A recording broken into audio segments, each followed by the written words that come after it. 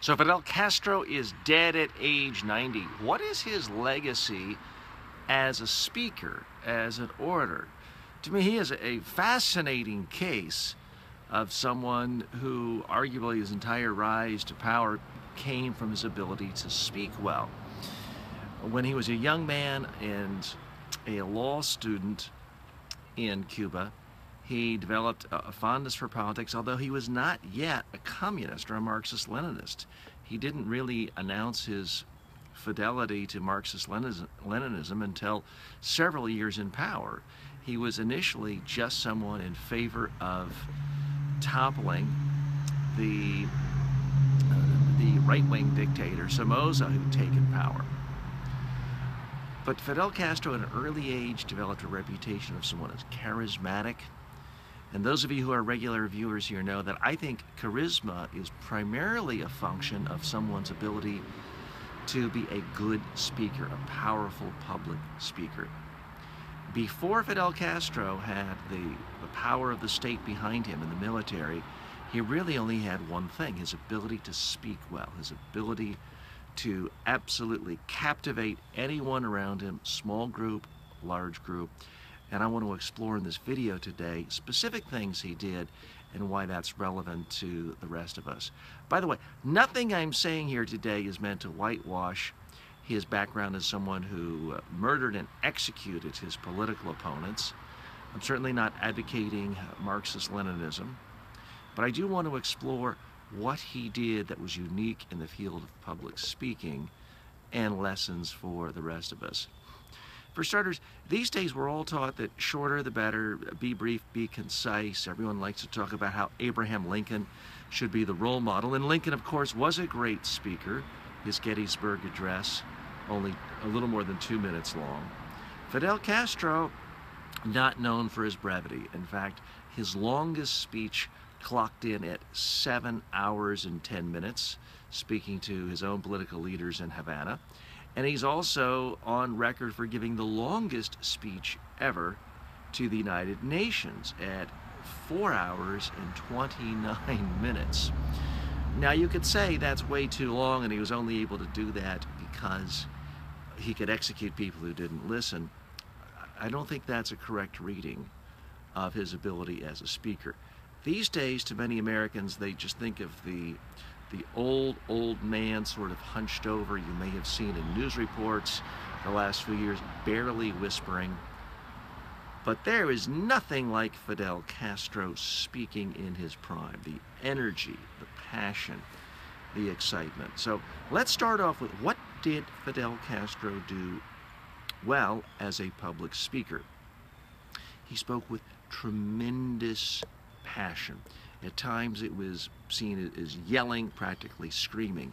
But when you're trying to get people to give up everything they own and to come join you in the mountains or any place else to wage civil war, you had better be passionate. I mean, if you can't get passionate about that, you're obviously not going to succeed. Now, let's not forget, in the early days, the entire United States establishment, and indeed liberals, Democrats around the world, were very much in favor of Castro because he was seen as getting rid of a dictator. It was unknown at that point that he would also, in fact, become a dictator. So his rhetoric was very powerful. He spoke with emotion. He had a level of erudition. People often forget Castro came from an affluent family. His father was a very successful landowner. Fidel went to the best private schools. He even had an all-expense-paid, lavish honeymoon for several months in the United States with his first marriage, sponsored by his father. So he came from fairly affluent circumstances, was well-educated, used that level of erudition in his speeches, and every time he opened his mouth, it's part of what made him a powerful orator. So part of it was his sheer passion. Part of it was his body language. When he spoke, he used every ounce of strength, every bit of his body.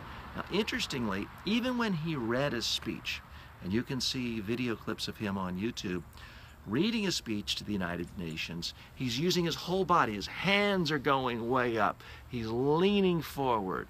He is just using every ounce of his passion, even when he's reading. Now, that's hard for most people to do. Most people, as soon as they read, their head drops down, their voice becomes monotone, their hands stop moving. So that's something he did very well, is really communicate the full extent of his passion, even when he was reading his speech. He also spent a great deal of time thinking about symbolism.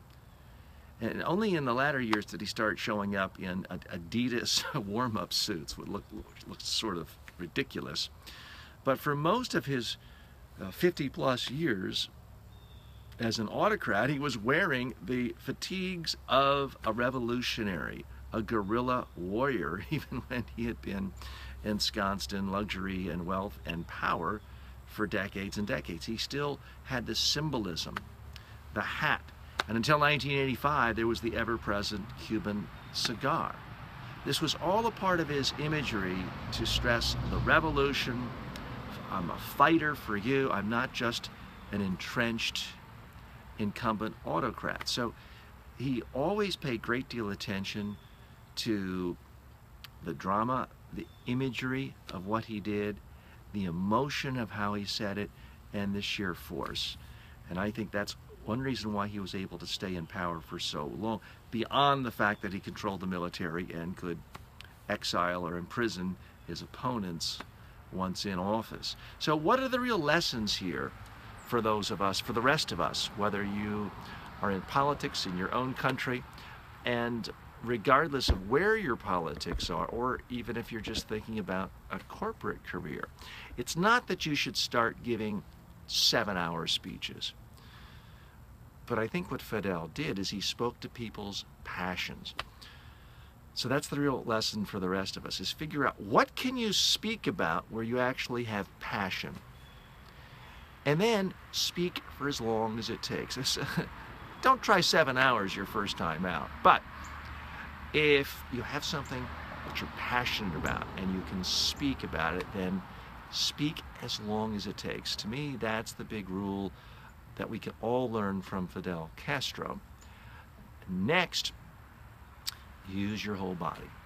Show people you're passionate, not by reading, not by being monotone and going through the talking points, but speak as if you really, really mean it, even if you're reading it. Next big lesson, pay attention to the message that your clothing suggests, other props, whether it's cigars, glasses. People pay attention to that. You know, for example, today it's a Saturday morning when I'm recording this. It's a holiday weekend, and I'm just in my backyard. So I don't mind being a little bit casual. I don't want to seem stuffy like a guy who gets dressed in a suit and tie on a Saturday morning in his backyard. That's really the only thing else I'm trying to communicate. I'm clean shaven, although I didn't shave today, whereas Fidel Castro always had the revolutionary beard, very much a part of his image. Famously, the CIA once tried to poison him to make his beard fall out, and he was able to milk that for many, many years, resentment against the United States. So think about your image, how you're dressed, how you protect and present your own image, what you're wearing, how you say it, and any other props. So when you want to advance, whether you want to take over a country, foment a revolution, or just get to the next level in your own nonprofit, think about how you present, because that is often the key to whatever power you want. I hope you don't want as much power as Fidel Castro, but it did start, I believe, with his ability to speak. Without that, he never would have convinced the other rebel factions to consolidate around him. It was his ability to speak with such force that made everybody instantly visualize him as the leader of that country, even before he had official power.